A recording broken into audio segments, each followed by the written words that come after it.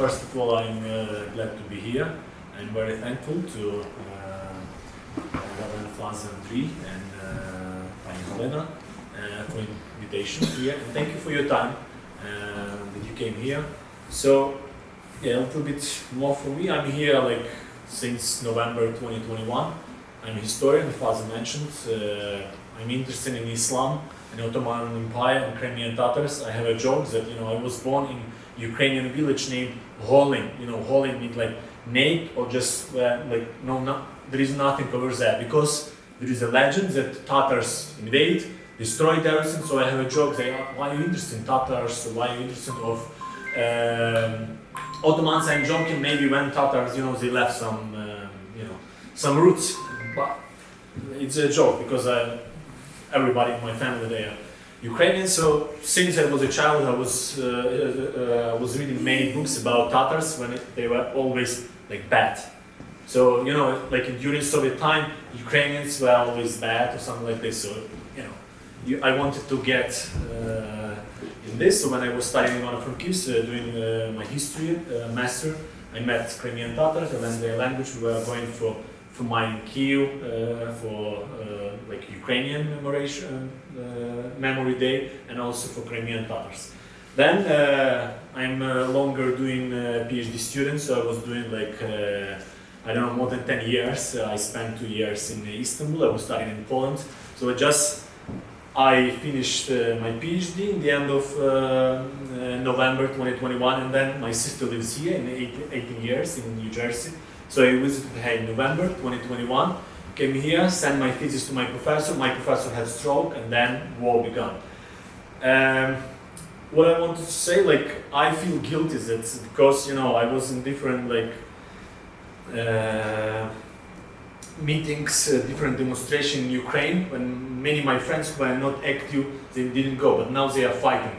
I lost 4 my friends who I knew close. I know more than 50 people who were not my friends but neighbors, classmates, and others who already dead. And then also, I don't want to forget to tell you that as historian I always like to read about war. Oh, Napoleonic War, how many soldiers that have. I never thought that people are dying. For me, were numbers, and now it's not numbers. It's real, vital, alive people who are alive and they are dead. So I didn't go to Ukraine. So I tried to. I'm in connection with many of my friends who are in front line. And I try to do what I can. I speak, I try to show from my point of view, because now I don't know to whom I belong. I'm not diaspora. It's 2 years, but I'm not in Ukraine as well. I'm in the middle. So, but I have to say that diaspora is helping and preparing this presentation. I checked that diaspora was always very important, and when Soviet Ukraine, it was forbidden, Ukrainian language or just, educational language was forbidden. Here, in America, in Australia, in Canada, most books about Ukrainian literature, history were provided here. I have learned that it was new information for me as Ivan Bogdan or Lavrenti Bohun, 2 names. He arrived to America in 17th century. To the Jamestown. Now it's not, it was the first, maybe you know better than me, it was the first fort, the English, British built here. So it was during when, Ottomans and Tatars were raiding Ukraine, but some Ukrainians, he actually was fought with Ottomans, and somehow he escaped, and then he went to Spanish and came here. So Ukrainians since 17th century. Of course, first, Ukrainians, they were coming to Pennsylvania, New York State, and in Philadelphia, I think it was West Parish. It was established in Philadelphia, I think in 1886, I'm not sure. So Pennsylvania was always, you see, even the flag. I tried to put the Indian flag like Ukrainians. Alexander Yaremenko said that it's Ukrainian capital of America. I don't know, you can argue, you can agree with this. So, but what I want to say that in the end of 19th century, beginning of 20th century, many it's not only about Ukrainians. Maybe Ukrainians, they didn't even call themselves Ukrainians. They were like Tuteishi, I mean like locals. What was important? Your confession, you're Orthodox or you're Greek Catholic.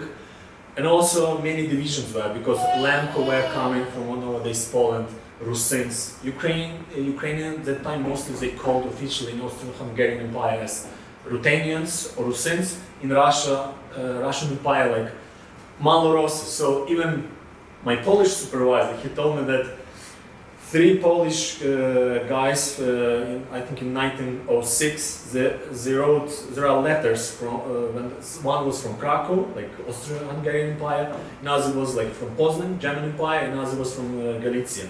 And each was like, oh, you know, I met Austrian and he's talking like me. So it was the same for Ukrainians. Ukrainians, they were, if you know, you met somebody from Kyiv, yeah, if you would have like high education, maybe you would know that you're Ukrainian. But most of the people, they didn't know who they are for that time. Anyway, the most strong roots were that time called Ruthenian Greek Catholic Church. And it was new information for me. So I didn't know that even during the war for independence, this is also what America is asking me, oh, where Ukraine appeared, you are independent just 1991, you are like Russians. And I say, look, go to Philadelphia, to our cemeteries, which first, how can I say, first Mohila, graves. The first graves are since the end of 19th century. Also Southbound Brook. Also you have in Toronto, you have in Rochester in New York State, you have in Chicago. I mean, when Americans are saying no Ukraine, or even Putin is saying our enemies that Ukraine, like Lenin created this, we can prove, like Ukrainians arrived here in the end of 19th century and they were buried here. So, and they were actively so I said that in the end of 19th century, we, like people from nowadays Ukrainian lands, they didn't know who they are, but during the First World War, they exactly knew they're Ukrainian. So people who arrived here in the end of 19th century, they made a demonstration in Philadelphia. It's they said like 15 or 10,000 people came there. They were supporting, they were making fundraising. So it's not, for me, it's like, oh, it's for the first time maybe. No, they were doing this 100 years ago. Your parish was established in 1921. So also I tried to find in archive newspaper Svoboda, but I couldn't find from 1918. But it was published, so they had connection. Also Ukrainian People Republic, UNR, Ukrainska Narodna Respublika, they sent even ambassadors. One of them, Levhen Tsehelsky, he's buried in Philadelphia. So events which and many demonstrations which are going on now, it's not new. You have these traditions. Even in Ukraine, there were no demonstrations since 1922 because Bolshevik would kill you. Ukrainians were supported. So then we see anti-Bolshevik demonstration 1922, then 1933 pacificacja, like peace. So in Polish, it's a good name for bad action because pacificacja, it was like killing people, put into the prison by Polish. So very often Polish criticize that Ukrainians, like from terrorist organization, Ukraine, like from themselves own Ukrainian nationalist organization, but it was sometimes an answer, like for those actions. So here, people knew about this, and they make a demonstration against this pacification. Then, not many people in Ukraine even they know about Karpatska Ukraina. So first, in 20th century, we proclaimed independence in 1918 in Kyiv, January 22. Then it was Ukrainian People Republic. Then November the 1st, 1918 in Lviv, it was proclaimed Західноукраїнська, the Western Ukrainian People Republic. And then Karpatska Ukraina. And the head of this state was a Greek Catholic priest, Augustin Voloshin. By the way, you have in, I think, Orange County, it's not upstate, near New York City, there is Цвинтар Святого Духа, the Holy Ghost, like your parish cemetery. Many Prime Minister of this Karpatska Ukraina was buried there.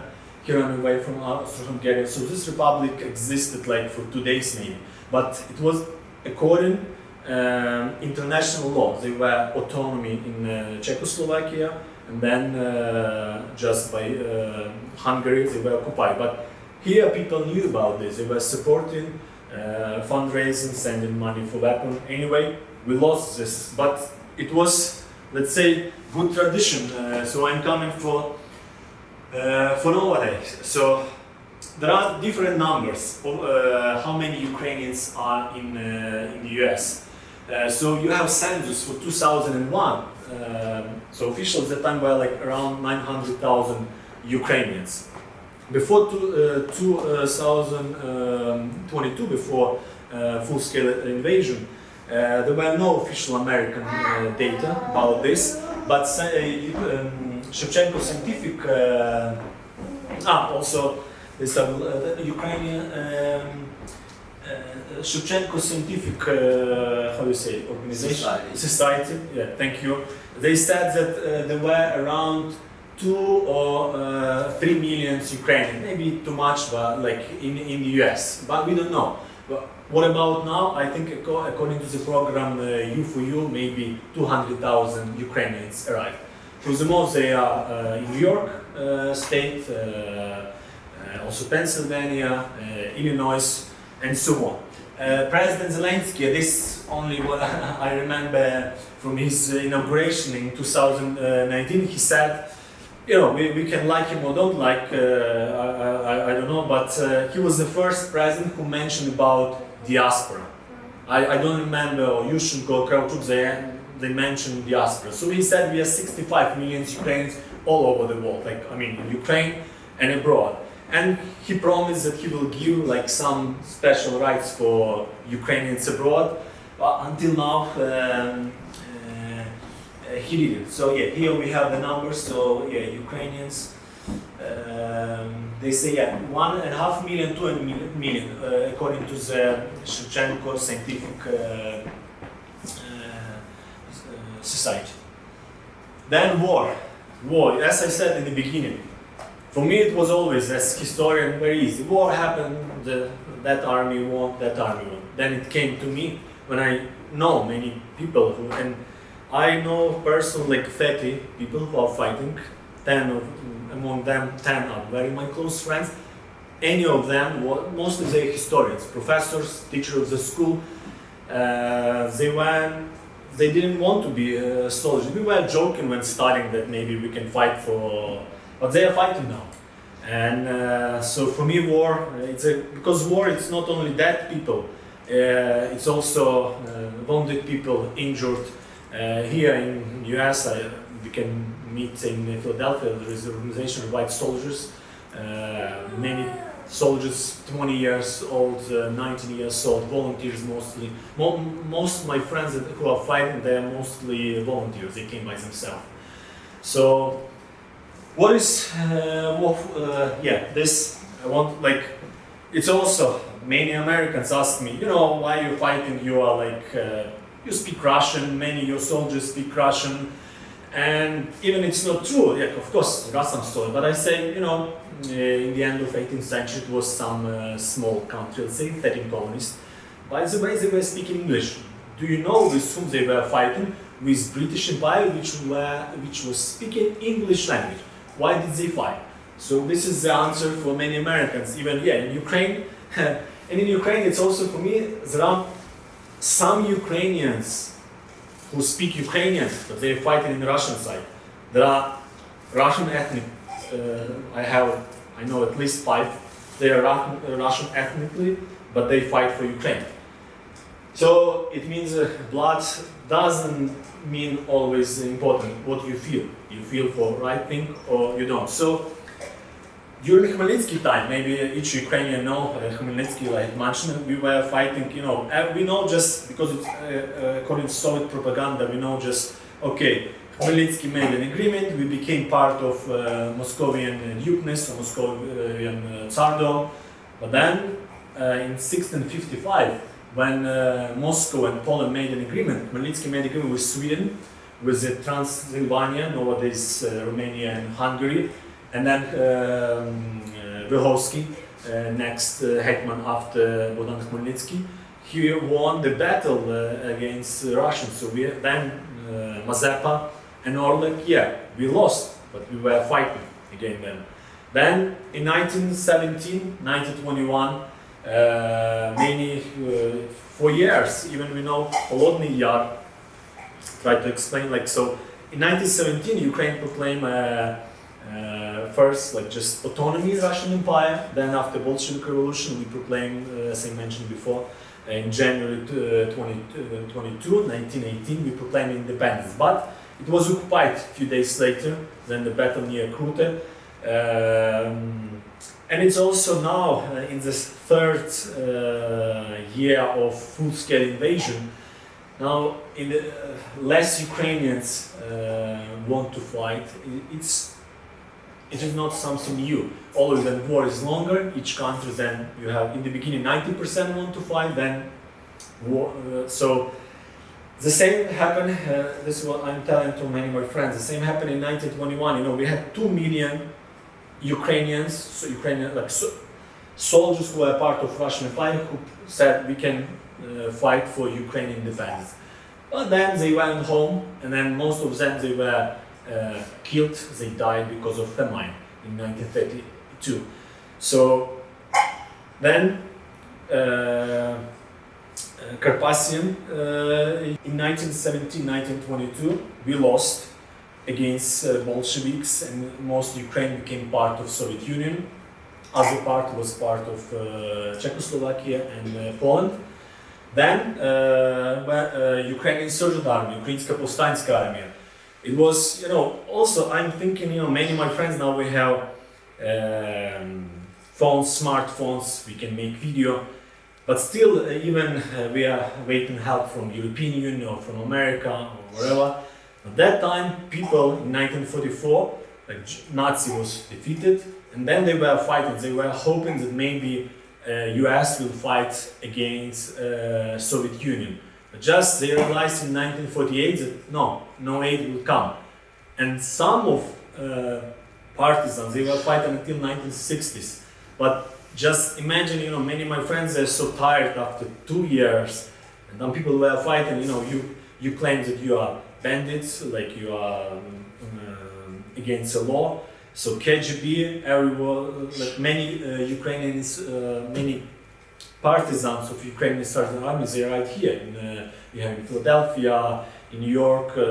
So yeah, because they went somehow, I don't know how it's in English, like raid to the west. So when they realized that they are losing, many of them they left Ukraine, hoping that they will go back, but they never go back. Others were killed or spent 25-30 years in Siberia. My grandfather, even I don't know who he was part of UPA or he was part of OUN, but because he died in 1985, but he was scared to tell us, to my parents, who was to what he belonged. But I mean, so he was deported in 1948 and he came back to Ukraine in 1968. So 100,000 of Ukrainians did like this. And then war. So for many people, the war began in 2022, but it's not true. So as Father mentioned, my topic is about Crimea, 16th century. So everything began from Crimea. Like who support like Republicans and Democrats, but many people are saying why we should help Ukraine. Yeah, it's so far we don't need and so on. So in the beginning I was saying yeah, because you're a democratic country and you promise, but so George W. Bush, he had this very famous, Kyiv chicken speech. So he was pushing Ukraine just 4 days before proclaiming independence. He was pushing that no independence will be better Soviet Union. Then Ukraine proclaimed independence. Then he was pushing us to give up nuclear weapon. So he was Republican president. Then Bill Clinton, who was a Democrat president, he was pushing us to give up on nukes. We gave up. So even I want to read America, Russia, like United States of America, Russia, and Great Britain, they promised that, and also because Putin said we never recognize that Crimea is part of Ukraine. So Russia recognized this. So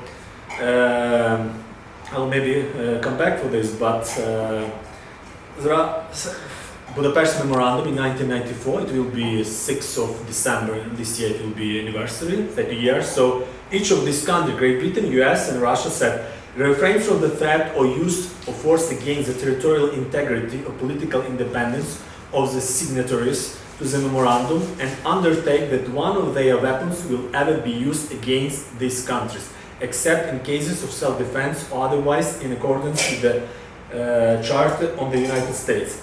And if somebody will attack you, these three countries should give us weaponry.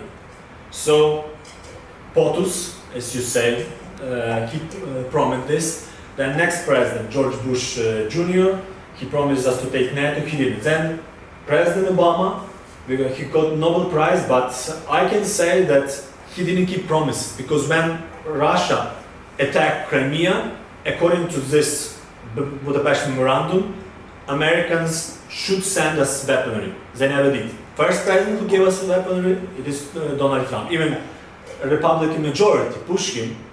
Anyway, he was the first. So this is my argument for Americans, because if you promise, you promise. If you don't keep, then you don't keep. Other arguments, the Ukrainians are corrupted. Of course, Ukraine is corrupted. But let's say Prime Minister Netanyahu he's more corrupt maybe than Zelensky. Anyway, you help him. Saudi Arabia, they are corrupted and killers. Anyway, you help them. I'm against corruption, of course.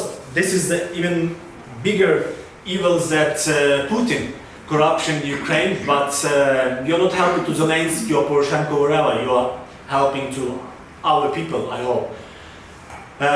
So 10 years of war. So for me, for many Ukrainians, even for myself, I have many friends in Crimea. So many of them, Maidan in 2014. In Kyiv, we had like around 1 million for one day. So like always like 100,000. In Crimea, 25 people, 30 people. Some of them they are killed. Some of them are prisons. Some of them left the Crimea. But they were coming for supporting Ukraine, and it was 10 years anniversary. 26th of February, around 15,000 mostly Crimean Tatars, what was surprise for myself, for many Ukrainians, they came to support Ukrainian integrity in Simferopol. But that time Russia already began its action again. They have a medal for Russian Spring. So the operation began February 20th. And also President Obama said that he knew about Russian attack since August 2013. So because Russian propaganda is saying because of Maidan and some Americans came, no, they planned to occupy Crimea maybe even early, but they already made decision August 2013. So yeah, for now, for all of us, war began, for many of us, war began just 2 years ago, but for this time, around 600 people were in Crimea, they were arrested. The first victim of Russo-Ukrainian war, I think Ahmed Reshetun, the Crimean Tatar, he just came for peaceful demonstration against Russian occupation. He was killed, tortured. He had I think mostly all bones were broken, and he was found in some spring near Simferopol. So then, since 2022, Russia used every day 15,000 shells by artillery every day. We were using at least 7,000 when US and our allies were sending. Now, it's not only from the news. Now I have 3 friends who are in artillery. Now let's say they even they have nothing. Yeah, it's also, I don't want, also for many of my Ukrainian friends, I say, you don't blame America only or European, because our governments, we were selling jets, we were providing also long distance shells, and then we stopped this in 2019. We didn't prepare for war at all. Even President Biden called to President Zelensky, Prime Minister Johnson called, so we can say that America didn't keep promises it once, or European Union, but also we didn't prepare, so we don't blame. Anyway, innocents, people, thousands of them, and also war. Even I never liked Russia. I don't say I never liked Russians, but after you saw Bucha or also in Irpin, what they were doing, so now. I don't know the end, because diplomatic way, it's, you know, even any president or any head of Ukrainian state would be ready to sign some peace. People wouldn't want it, because we know that peace with Russia can be just if Russia will be destroyed. So this is another problem. This is the war. So also for this war, it's not only. I try to imagine, it's, let's say, Jenkintown, I don't know what's the population of your settlement, of your town, but imagine Avdiivka, Bakhmut, just everything totally destroyed, nothing. Many people were buried near their houses. So it's not only, they said it's about 40 small towns totally destroyed. And it's mostly, Donbas region, it's mostly like Cossacks, you know, Cossacks, Ukrainian Cossacks, like in Bakhmut. There is nothing over there, totally destroyed. Mariupol, you know, Mariupol, the city of St. Mary. So this is from the satellite, the picture. I think it's Avdiivka. So this is a war, just a few months before it was down, and now. So even you remember in August 2022, many Ukrainians came back, but maybe from the central Ukraine, but where those people can go back. So this war's impact on Ukraine. We even don't know how many Ukrainians, like we knew that Polish government said that they crossed like around 8 million in the end of 2022, then some people came back. But we don't know how many people now in Ukraine, 25 million, 30 million. So in Ukraine during the, how you call this, like special Russian-Ukrainian state of war. During the state of war, you cannot officially say something about population. Also, even how can you say? Even you cannot count. You cannot say our losses number and number of soldiers. Global impact, yeah. Many people are saying, "Oh, it's so far. You know, just make peace with Russia." And so it was the same. You know, Hitler in 1936, he didn't have tanks. Then Great Britain and France, they were allies of Czechoslovakia, so they should help them. What did they do? They went to Munich and said, okay, you can take Czechoslovakia. Czechoslovakia was the country with the biggest number of tanks. Then Hitler used all the tanks against France. So majority of Ukrainians, even after 2014, they didn't believe in February 20th, just a few days about full-scale invasion, that Russia will make it. Anyways, they were killed. You believe or you don't. So maybe many Europeans or maybe many Americans couldn't believe that if Russia occupy, and it's still possible that they can occupy Ukraine this year, they're taking from the occupation territories, they're taking many Ukrainians just to fight against Ukrainians. Russia can survive without Ukraine. Russian Empire is not empire without Ukraine. So, and believe me, if they occupy Ukraine, they will not stop. They will go further. Especially that without NATO, there is no forces. Great Britain, some forces. France, that's it. Russia, there are many analysts from I read like there is Institute of War in Washington. They said Russia need to occupy Poland maybe 2 weeks, 3 weeks, and only 12% of Poles they are ready to fight for their country. Like this. So if Russia, and it's still possible, because many Ukrainians, I don't even say about Americans, many Ukrainians believe that that's it, we won, like Russia not too bad, that it's not possible that Ukraine can be occupied. It can be, our soldiers, mobilization is going very bad.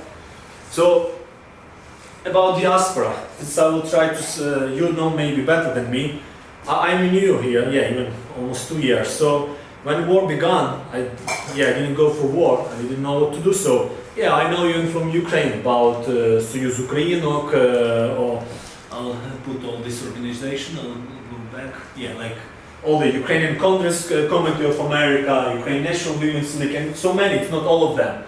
Anyway, in the beginning, I live in South New Jersey, I was going every day to MIST, yeah, you have in here MIST, they were organizing humanitarian aid. That time there were many foreigners, Americans, Italians, Spanish, who were helping. So, sorry for this, new Ukrainian organization, so they were here, Razum for Ukraine, like together for Ukraine. So, some Ukrainians are saying, oh, diaspora is not helping, and so on.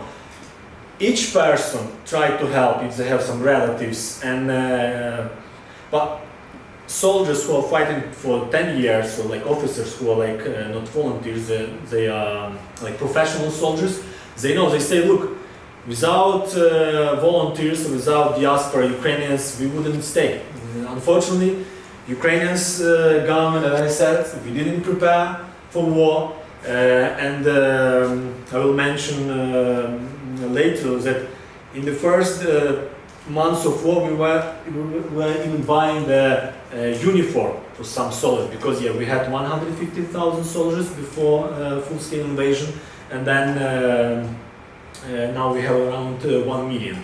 So yeah, first maybe our economy wasn't enough, but still uniform, it can, so volunteers and also diaspora, mostly. So I saw by my eyes every day, all February, like March, April, May, many people from different backgrounds, some top managers, every different nations, they were coming to help Ukraine.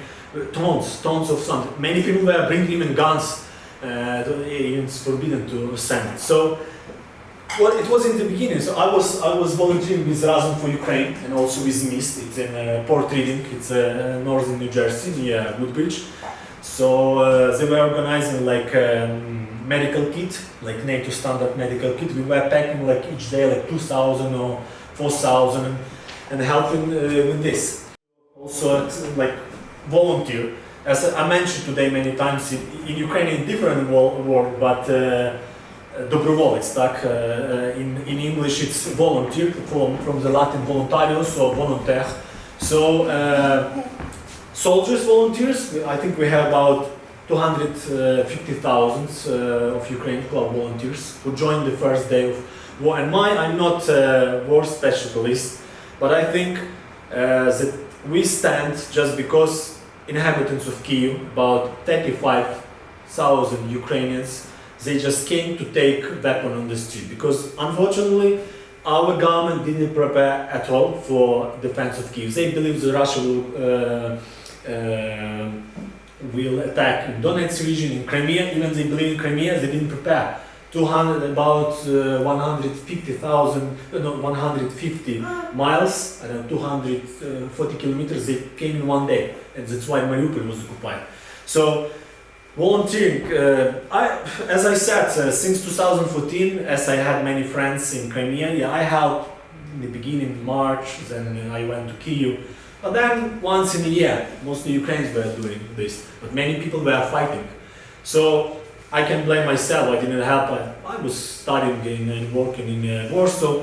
Okay, Christmas is coming, I will help something. They have like the Christmas without debt. Since 2015 there is Ukrainian Polish organization called Uniters. So each Christmas they prepared about 15,000 gifts for kids of died soldiers since 2014. The Święta Bestata, Święto Bestata in Ukrainian, so that Christmas without that. So I was joining this, but I'm here, so I didn't go. 2022, I'm in America, I came just to visit my sister for a few months. I have to do something, so then many my friends said, we don't have uniform, I didn't know. what to do. So this, they mentioned it. So I went to Washington for demonstrations and I met some people. I knew only my sister. There are no Ukrainians there in New Jersey. Just sometimes I was coming. I wasn't a good driver. I never drive. Like I didn't need. You know, in Europe you don't need to drive. And I was even scared to drive. But you know, I need to go like 100 miles per day, one side to the northern New Jersey. So we were coming here and doing it. So, sometimes just in the beginning nobody asked me just what to do. Many people were packing stuff, so it was the beginning. But then we understood that it's not enough, and many friends were asking, "We need this, you know." So I don't know how it began. Just one, I went for some garage sale, and one woman, I have a picture of her. She just said, "Oh, you have a see the priest. You have it's one priest is packing." Here, Ivan Turek, I met him like that, I will mention. So, I can say this, my volunteer in America began with this woman. She just asked me, "Oh, you talking, sorry for asking, you're talking with some accent, where are you from?" I said, "Ukraine." "Oh," she said, "Oh, you know, my ancestors probably from Ukraine, can I give you a donation?" I say, "Yeah, but do you trust me?" But she said, "I will give you something." So she gave me $500 and I called to all my friends, "What do you need?" Everybody said, like, "I have everything." So this battalion, it's a Kyiv territorial defense, they were fighting from the first day. So my friend who was doing, she was like on the, how we call this, I forgot the, she came for one scholarship to New York, so her sister, Zoriana, she's fighting in this battalion. And they told me, "Oh, you know, we need 90 uniforms, it's about $5,000. $5,000, how can I make it? I don't know, I'll try." But then I called to my friends in Poland, in Italy, to some priests, and I collected this money in 15 days. Then I didn't have a bank account. I went there, they said, "You need social security," but I was still in process, even I didn't know. So, but I read in the internet that they can open, they may open an account without. So I said, "Look, I will write some article about you. I will make you famous. You have a right to open." They opened me. I learned what is Zelle, what is PayPal, which I never had before, and I collected this money, sent to uniform. Then until May, when we let's say we put out, Ukrainian soldiers put out from the around Kyiv, Russian invaders. Then I found all my friends who were fighting, and what do they need? But also many of them, they needed just to talk. I'm not a psychologist, so you know, most friends who are married, they wanted to talk to me, because you know, when they talk to their wives or sister or moms, mostly women, they cry, and it's the worst thing that you do with the soldiers, because they told me, you know, when I talk to my wife, I cannot cry. I say, "Yeah, everything fine." Then I start to lie her, because I cannot. If I tell her truth, what is going on here, she will cry, and then I'm not crying talking with her, but then I'm going to my position, and I'm not ready to fight. So even they avoid to call, but this everything they were explaining to me. So there were like friends who were 28 years old, 25, and they were like brave. There were like friends who were like 46 or 50, and they said, "You know, I'm scared like a child." And they were just talking. Sometimes they call me during the night just to talk, and many of them they call me like and say, "Oh, probably today I saw like how you say, like, you know, the cutlets." They say 40 of my friends were like meat, like totally, and I am so unlucky that I wasn't killed. Also, I'm going to die tomorrow. Don't send me. I don't need anything, because they use bad words. So for some of them, I was just screaming for them, like, say, "You are bastards," like this, because they needed you. I say, "Yeah, maybe you're gonna never say soldiers, everything will be okay." It makes them very nervous. You say, "No, maybe you were gonna to die. I don't know, but you're now alive, and I love you, and many people love you. We pray. I believe in prayer." Even there are many atheists, or I say, "Maybe you don't believe. I believe in prayer." 10 of my closest friends, they are still alive, and I hope they will alive. They will be alive. So maybe my prayers, maybe many friends' prayers help. This is all brigades that me and I help. So I never used like many social media, so I began to put like some videos, or but mostly who help, because during the war people are becoming closer to God, or just say, if it's God, how it happened like this, how they raped my daughters, they killed my son, all this. But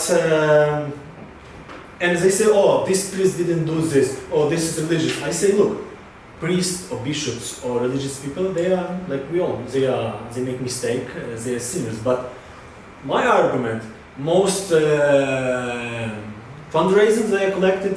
Most people I had connections with Greek Catholic Church or priest, or even it is a Protestant meeting for like ecumenical, Tezac, or it's one small village in France.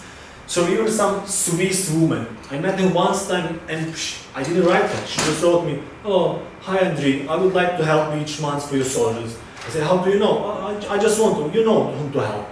So some of my relatives, who maybe even have money, my cousins, but they don't get, they're Ukrainians, they don't care. It's during the war, you understand that words are important, but action, like in the Bible said, you know, like your face without, I know in Ukrainian, vira bez dil mертва, your actions without, no, your face without action is dead. You know, you can talk, but many of my friends say, oh, you know, how, if God would exist, then he would stop this war. But if I pray, any rocket will stop. I say, I didn't talk to God. I don't know the answer for this. But just if you check the Bible, during King David, King Solomon was always a fight. And also, we are talking with Ukrainians about victory. But what is victory? You know, I'm thinking about Israel. So since '63. Like just the beginning of first century, they were totally deported from their country, and now only in 1948, so more than 1,000. So I hope it never happened with Ukraine. But even we believe in God, it doesn't mean that, you know, victory for us it's our soul will in the heaven. It doesn't mean that we have to win. And also, I will tell about brigade. You know, we say love your enemies, right? So Jesus said, but. Yeah, there were some people that I didn't like, but I never hate somebody, yeah, for one moment like this. During the Lent 2022, really, I wanted to kill each Russian speaking, each Russian. It was something like animal thing, it was so bad. It's bad for me, because I'm becoming like my enemy. So, but I tried to go for confession, but I was saying I cannot, maybe the priest cannot bless me for the communion. But I was saying, you know I have to, how you call it, do you regret for it? And I didn't. I wanted just to kill, because yeah, there is, you know, there is in Ukrainian, like, it's like Slava Nazi, Smert Vorogam, like the glory for nation, the death for enemies. Unfortunately, if now I don't have, yeah, I know there are enemies, even I prayed for them, it was long period, but you know, this war, because it's very easy to be invested in Ukraine when each second is Greek Catholic or Orthodox or Christians, or I'm Christian, what I'm doing, like, I'm just doing, you know, like routine, oh, okay, confession, this, but when you hate, and you have to rethink how to behave as Christian, it's easy to say, oh, I like you, my enemy, everybody, but when you know your enemy, when you have this anger, because it's natural, I think, to have anger, to hate. But it's not good for Christian to be with this. But it was difficult for me. I really wanted, and so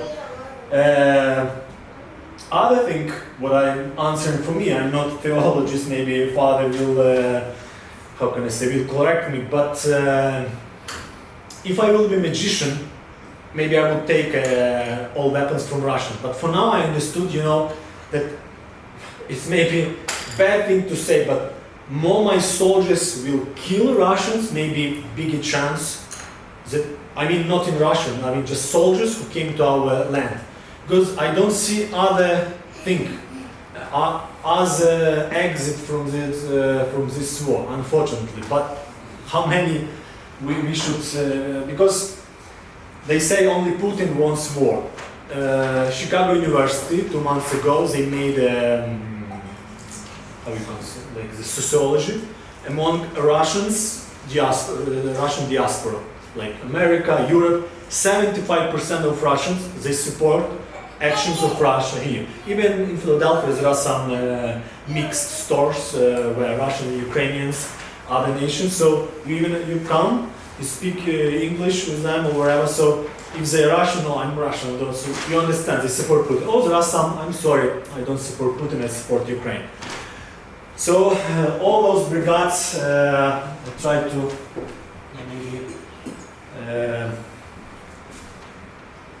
in all those brigades there are friends that I know them personally. So for these 2 and more years, I with many of my friends, we helped them. They were fighting in different battlefields. And this about volunteering, about Ukrainian diaspora. So yeah, also Father Andrii on this picture. So, you know, like I never wanted to be a businessman. I tried to be a scientist, but and even now, because some people even propose me. But you know, when you try to help, I was doing some auction or like for fundraising, or let's say my friends send me flags from the front line, so I put them on the Facebook. Who can give more? Then now we have a young priest in Pennsylvania.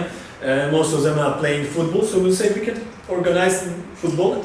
So there were priests against ex-seminarians. They were seminarians, they became, I don't know, businessmen or whatever, they never became. But so anyway, fathers, priests won, I think 10 and 2. And we collected about $2,500. We bought, how you call this, walkie-talkie, right? For this battalion. Also this year, high fin. I did many stuff that I was buying for soldiers. I even sometimes you didn't know. So in America, what I can say, you can buy everything, just logistic. Logistic is a little expensive, and even sometimes people are going to Poland and it's 2 days. But if you order in US, sometimes you can wait 5 work days. If you order in the test, it can be like 8, 9 days. But anyway, in US, everything is mostly cheaper, and you can get everything. In the beginning, many friends asked me like some, how do you call this, bulletproofs vest. So there are some, the hardwood like about 14 kilograms. How much? Like 20. But I bought something for special forces. It's like about half a kilogram. I don't know how many in fruits. It's 1 pound. Yeah, 1 pound. So maybe yeah, there is one soldier that bought him. So because if you use the strongest one, it's like for stable when you stay in one place. But for specials, they have to run. You know, like for many kilometers and miles. So they need that. I don't know, the vest, yeah, like this, and you put some special metal in this, but it's easier. So yeah, now I try to show you a video. So this is the first, I mentioned in the beginning that from this battalion. Unfortunately, I think half of these people are already dead. So this is a picture from the May of 2022. Most of them, they have higher education, professors, businessmen, key inhabitants. From this 204th battalion. So yeah, in the beginning they didn't have any uniform. So somehow I collected that money, and yeah, also I wanted to personally. So this is my friend. He's younger than me 4 years, and he is Yuri. He was killed last year in 2000. Last year in April. And he was in National Guard. So National Guard is not exactly in front line. He just called me that, you know, I'm scared, but I'm good. I'm in one of from Kyiv in the western part of Ukraine. They are not going to send. And then something changed. HIMARS arrived, so they were secure the perimeter. He was killed by Russians. This is another historian. He just married in the June 2021,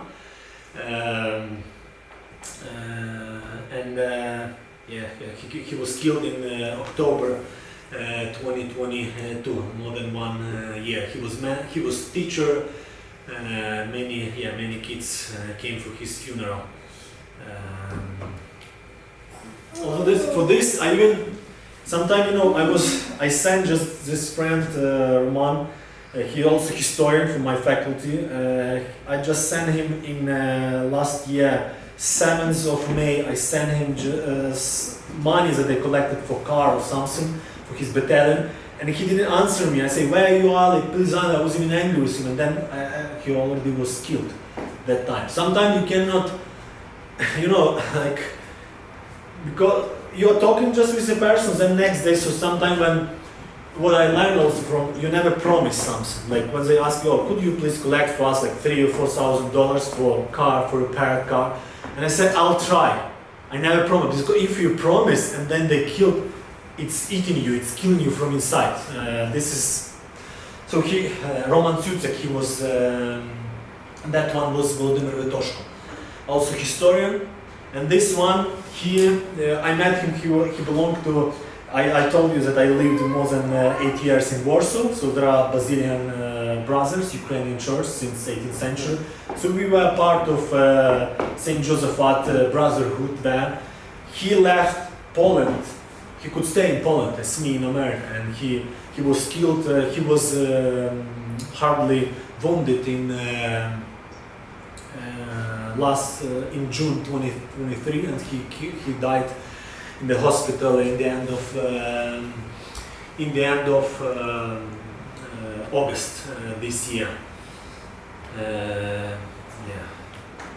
So this I wanted to show you the West. It's this one, maybe it's this one. West I sent. This is ethnically Russian. He's from Lviv. Anyway, he's fighting in 80s brigade. This I mentioned at the beginning. Talks. This Roman, he's alive and good. Now he just came to the. He became a soldier in the first day of what? No, the second, 25th February 2022. Something like that. He was the one who called me and said, don't collect any money. I'm going to die tomorrow, day after tomorrow. They were near Kherson, all like May when Russians were attacking. So it was his father is a Russian, and to him it also was like difficult. But, this is my another friend. Now they're all my friends. They're alive, and for God's sake. He's from 10th Brigade. He's Ivanov from Kiev Brigade. His name is Andrii. My name is Andrii, and like 7 friends, Andriis, who are fighting in different brigades. No, it's bad, sorry, like this. It's also Andrii, we met in the mountains. This also Andrii, he is in a special forces, like in attack, like we call this in Ukrainian Shturmova Brigada, I don't know how you say it. Like he always goes to check where's the enemy's position, and after that tanks attack. In this is my professor from university. When he was teaching me, his both sides families were like somebody was in KGB, communist. He was telling me that in 1980s he was crying when watching the movie Rambo. You know Rambo area. When I was watching 1950, Rambo was my guy. Americans more and more, but he was, I was studying 1990s in the school. He was, I think, in 1970s. He's older than me.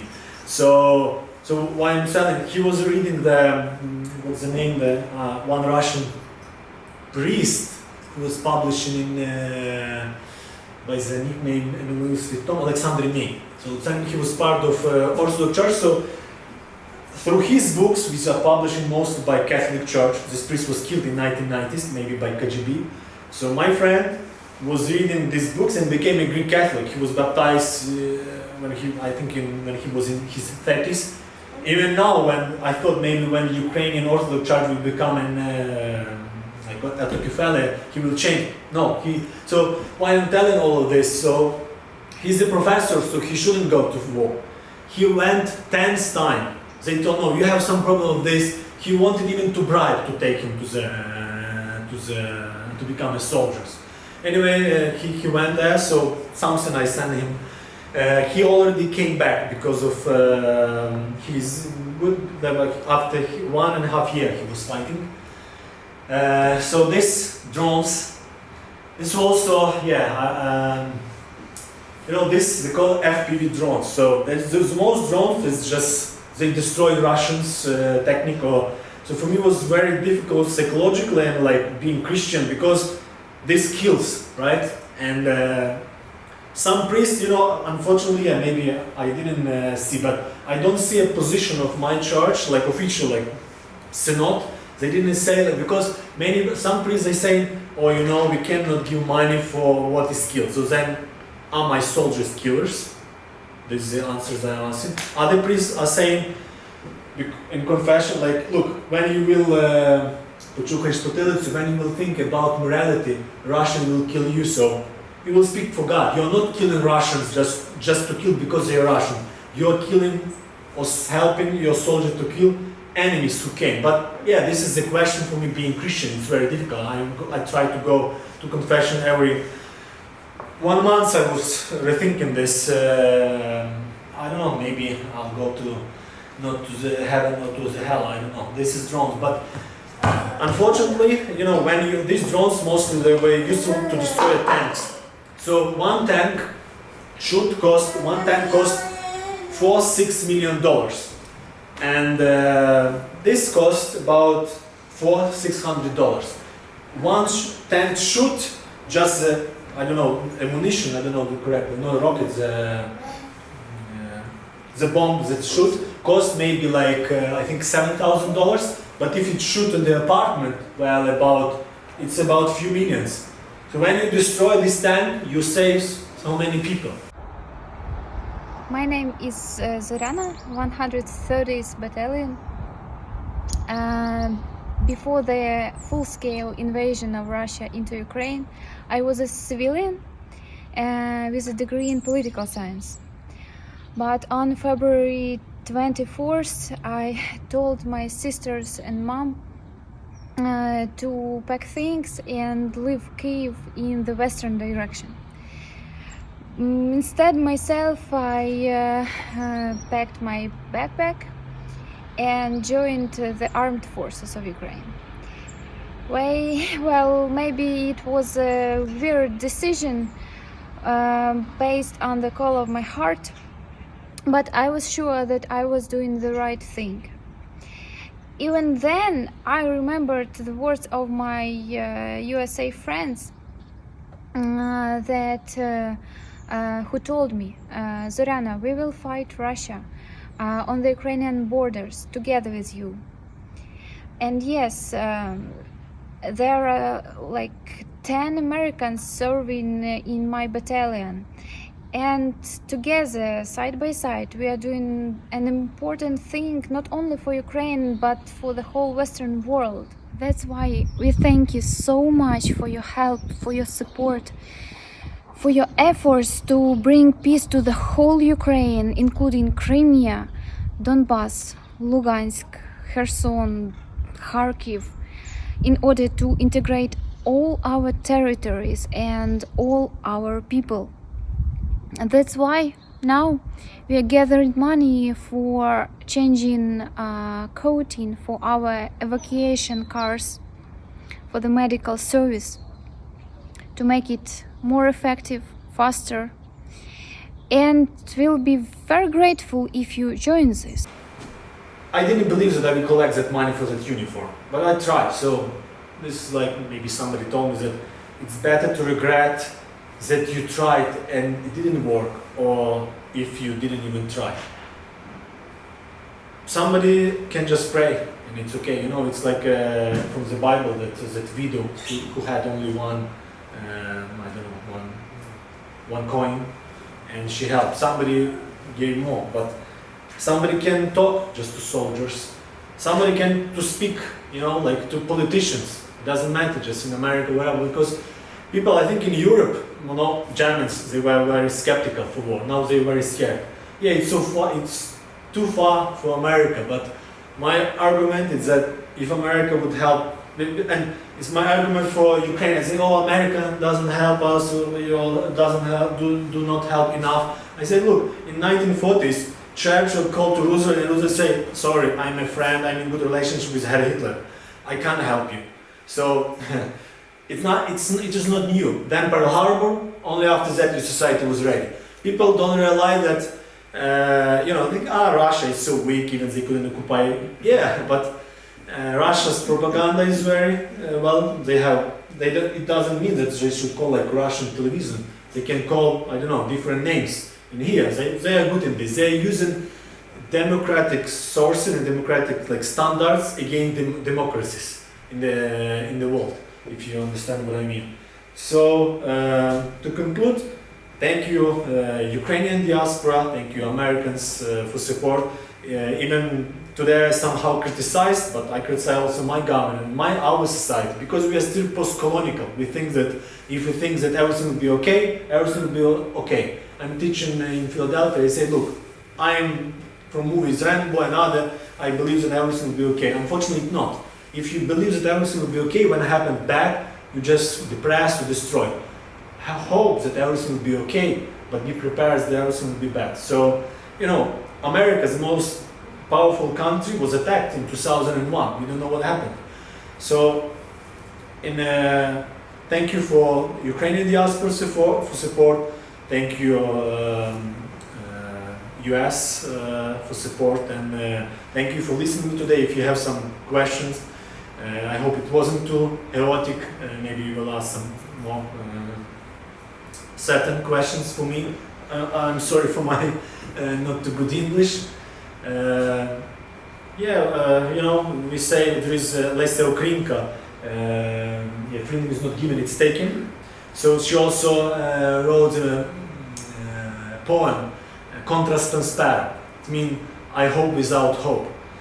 So unfortunately, I'm not sure that everything will be good, but as being a historian, I can say that it never happened that Ukraine was winning with Russia. And first, we are winning, and 100 years ago, all European countries, they didn't see place for independent Ukraine.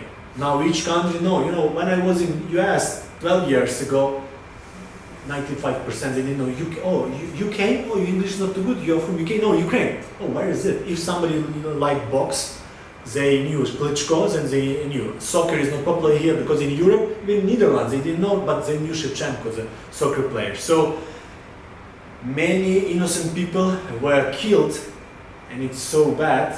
And unfortunately more are going to kill now because of lack of sources. Each day many of my soldiers they are killed. But now I believe that I don't know which territory, maybe we will not occupy. I am sure that we will exist. Whole Europe now, every American knows about Ukraine. And unfortunately it's because of war. Just because of Putin, or thanks to Putin, let's say. Yeah, he murdered many people. I truly believe that it's genocide, and as I said, contrast conspire, and for the end, just thank you for everything, and don't think wherever you do or you pray, just don't think it's not enough. Everything with a sincere heart is important, I think, and love. God is love, and love always wins. I believe in this.